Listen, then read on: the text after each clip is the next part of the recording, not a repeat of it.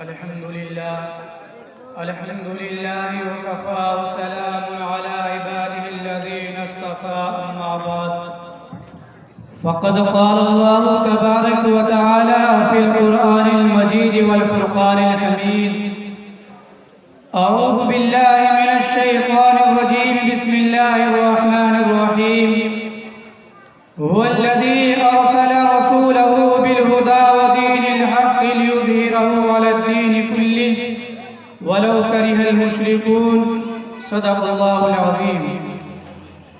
کچھ اہل ستم کچھ اہل حشم میں خانہ گرانے آئے تھے، کچھ اہل ستم کچھ اہل حشم میں خانہ گرانے آئے تھے، دہلیز کو چوم کے چھوڑ گئے، دیکھا کہ پتھر بھاری ہیں، زخموں سے بدن گلزار سہی تم اپنے شکستہ تیر گنو، زخموں سے بدن گلزار سہی تم اپنے شکستہ تیر گنو، ترکش والے خود کہہ دیں گے کہ بازی کس نے ہاری ہے۔ مکرم معزز علماء کرام، مہمانان اعزام اور عزیز ساتھیوں، اس وقت ہندوستان کے مسلمان تاریخ انسانی کے دشوار گزار دور سے گزر رہے ہیں، مصائب و مشکلات کے طوفان بلاخیز میں گھرے ہوئے ہیں، آلام و مصائب نے ہر طرف سے احاطہ کر رکھا ہے۔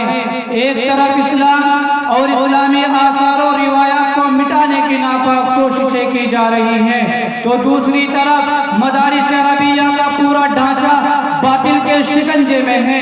پورے ملک میں مدارس پر زبردستی الغار ہو رہی ہیں اور عالمی سطح پر مدارس عربیہ کے خلاف کارروائی کی جا رہی ہے۔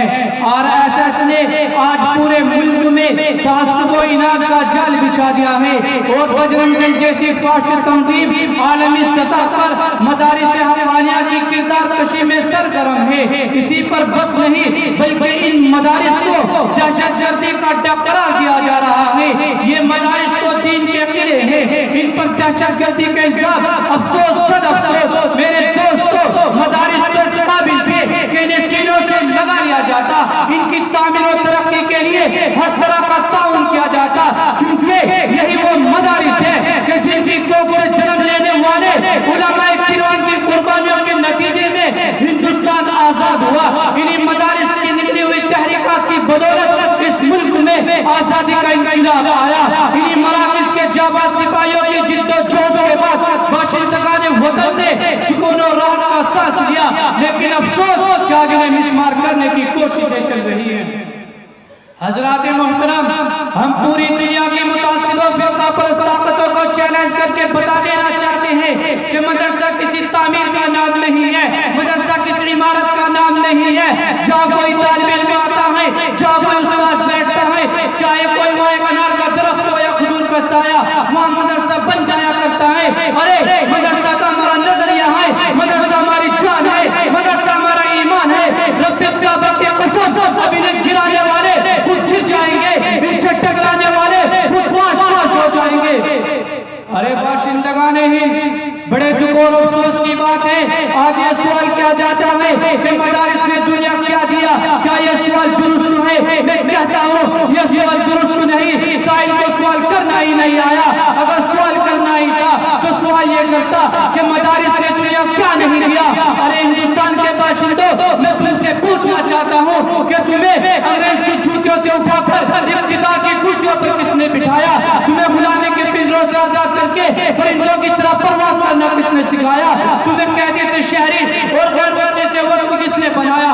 ہم سے ہمارے کارنامے اور داستانیں معلوم کرنے والوں، میں کیا بتاؤں اور کہاں تک بتاؤں؟ اگر تم سے ہو سکے تو ہماری داستان افریقہ کے برپا کے ہوئے طوفانوں سے پوچھو، ہماری داستان بالاکوٹ کی پہاڑی سے پوچھو، ہماری داستان شاملی کے میدان سے پوچھو، ہماری داستان پھانسی کے پھندوں سے پوچھو، ہماری داستان کالے پانی سے پوچھو، ہماری داستان عدالت کے کٹہروں سے پوچھو۔ یہ تمام کے تمام ہمارے خلوص و وفا کے لب میں سلام۔